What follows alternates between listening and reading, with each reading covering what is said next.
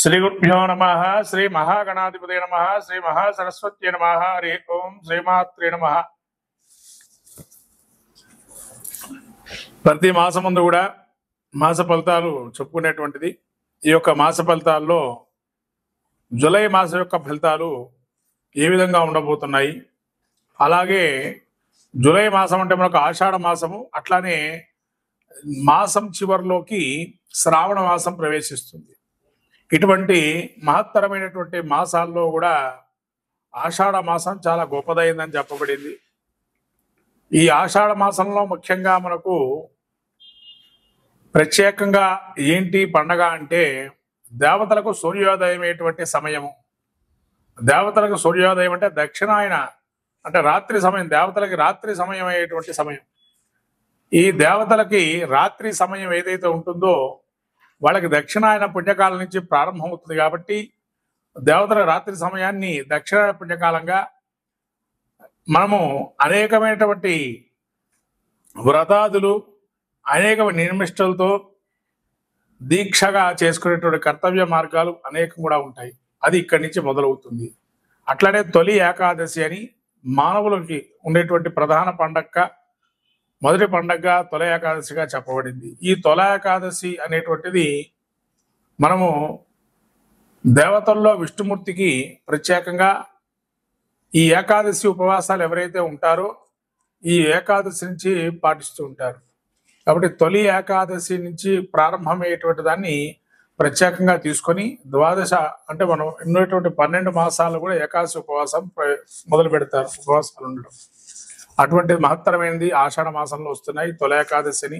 అట్లానే దక్షిణాయన పుణ్యకాలము, అలానే మనకు శని వక్రగమనం కూడా నడుస్తుంది. 13వ తారీఖు నుంచి జూలై వక్రగమనంలో వస్తున్నారు.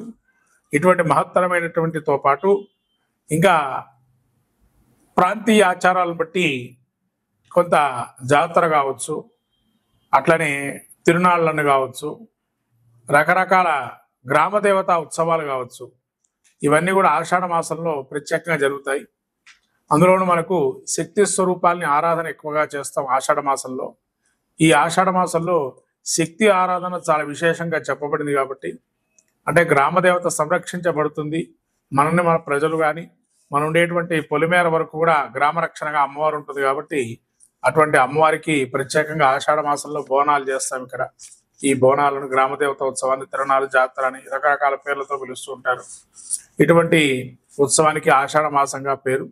ఈ ఆషాఢ మాసంలో ఎవరు ఏం చేయాలి, ద్వాదశ రాశుల వారి యొక్క పరిస్థితి ఏ విధంగా ఉంది, వాళ్ళ యొక్క గ్రహస్థితి ఏ విధంగా ఉంటుంది అనేది మనం చెప్పుకునే ప్రయత్నం చేద్దాం.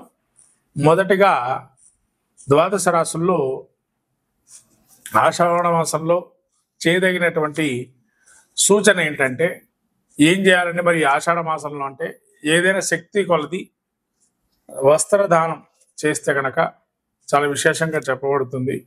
అట్లానే వస్త్రదానంతో పాటు ఏదైనా ప్రతిమా దానం, అందులో వ్యాస పౌర్ణిమ కూడా ఉంది, గురు పౌర్ణిమ అంటారు. అటువంటి గురు పౌర్ణిమ, వ్యాస పౌర్ణిమ తర్వాత ఇటువంటి మహత్తరమైన రోజులు ఉన్నాయి. గురువు ఆరాధనకి కూడా మనకు ఈ టీచర్స్ డే అని కాకుండా గురు పౌర్ణిమ అని గురువు యొక్క ఉత్సవానికి తెలియజేసేటువంటి ప్రతీకగా చెప్పబడింది. అని గురు పౌర్ణిమ కూడా చాలా ముఖ్యమైనది. ఇటువంటి మహత్తర రోజులు ఈ ఆషాఢ మాసంలోనే అవన్నీ కూడా మనం జరుపుకొని దేవీ దేవత అనుగ్రహాన్ని పొందుదాం. మకర రాశి యొక్క ఫలితాలు, జూలై మాసం యొక్క ఫలితాలు ఏ విధంగా ఉండబోతున్నాయి? మకర రాశి వారికి ఉత్తరాషాఢ నక్షత్రం 2, 3, 4 పాదాలు, అదే శ్రవణ నక్షత్రం 4 పాదాలు, ధనిష్ట నక్షత్రం 1, 2 పాదాలు ఈ యొక్క ధనుసు రాశి వారివి. కాబట్టి ధనుసు యొక్క మకర రాశి వారివి. ఈ మకర రాశి వారి యొక్క గ్రహస్థితి ఏ విధంగా ఉండబోతుంది అనంటే వీరికి ద్వితీయ మందు రాహు, తృతీయ మందు శని వక్రగమనంతో ఉండడము, అలానే చతుర్థ మందు శుక్రుడు, ఆ యొక్క పంచమందు శుక్రుడు, షష్టమందు రవి గురులు, సప్తమందు బుధుడు, అష్టమందు కుజకేతువులు, ఇటువంటి గ్రహస్థితి ఉంది. ఈ గ్రహస్థితి చూసినట్టయితే ముఖ్యంగా ఈ యొక్క ద్వితీయంలో రాహు ఉన్నాడు. ధనోర్ధరోభవేత్ అంటే ఎంత ధనం ఉన్నా కూడా అక్కడికి రాని సంపాదనలుగా, ఏదో ధనం ఉంది కానీ ఏదో బ్లాక్ అయినట్టుగా కొంత ఇబ్బందికరంగా ఉంటుంది. ఇంట్లో కోట్లు గడించినా కూడా కొంతవరకు తీయలేని పరిస్థితిగా ఉంటాయి. కుటుంబంలో కూడా మేము వ్యతిరేకించే వాళ్ళు ఉంటారు. శని తృతీయంలో వక్రగమనంతో ఉండడం వల్ల కొంత కొంత ఇబ్బందికరంగా ఉంటాయి. ముఖ్యంగా మోకాళ్ళ నొప్పులు కానీ విపరీతంగా ఉంటాయి. అలానే పంచమందు శుక్రుడు ఉండడం వల్ల నూతన పరిచయాలు కానీ, నూతన వ్యాపారాలు కానీ, నూతనమైనటువంటి కార్యక్రమాలు మీకు శ్రీకారం చుట్టి వాటిని పరిష్కరింపజేస్తారు యథావిధిగానే. అట్లానే షష్టంలో రవి గురువులు ఉండటం వల్ల కొంత ఓవర్ వెయిట్ అయ్యే అవకాశం ఉంటుంది. జాగ్రత్తగా చూసుకోవడం మంచిది. రవి 6లో ఉండడం న్యాయస్థానంలో కానీ, రాజాధనంలో కానీ, ప్రభుత్వ మూలకంగా ధనం కానీ లాభించే అవకాశం ఉంది. ఏదైనా కాంట్రాక్టర్లు, సబ్ కాంట్రాక్టర్లు, గుత్తేదారులు లాంటివి ఏదైతే ఆగిపోయిన సొమ్ముందో అవి తిరిగి వచ్చే అవకాశం ఉంటుంది. అలాగే సినీ ప్రముఖులకు కూడా శుక్రుడు యోగదాయకంగా ఉన్నాడు, రవి గురువులు కూడా యోగదాయకంగా ఉన్నాడు కాబట్టి ఆగిపోయిన సొమ్ము తిరిగి వచ్చే అవకాశం ఉంటుంది మకర రాశి వారికి. అలానే సప్తమంలో బుధుడు ఉండటం వల్ల చాకచక్యత, నైపుణ్యత, మీ యొక్క సమయస్ఫూర్తి ఆలోచనల ద్వారా, మేధా సంపత్తి ద్వారా ఎదుటి మనిషి యొక్క ఆలోచన జ్ఞానాన్ని పట్టేసి తద్వారా చాకచక్యంగా సలహాపూర్వక, సూచనల పూర్వకంగా మాటలు ఇచ్చి వాళ్ళని నిలబెట్టే అవకాశం ఉంటుంది. అలానే కుజకేతువులు కూడా అష్టమంలో ఉన్నారు.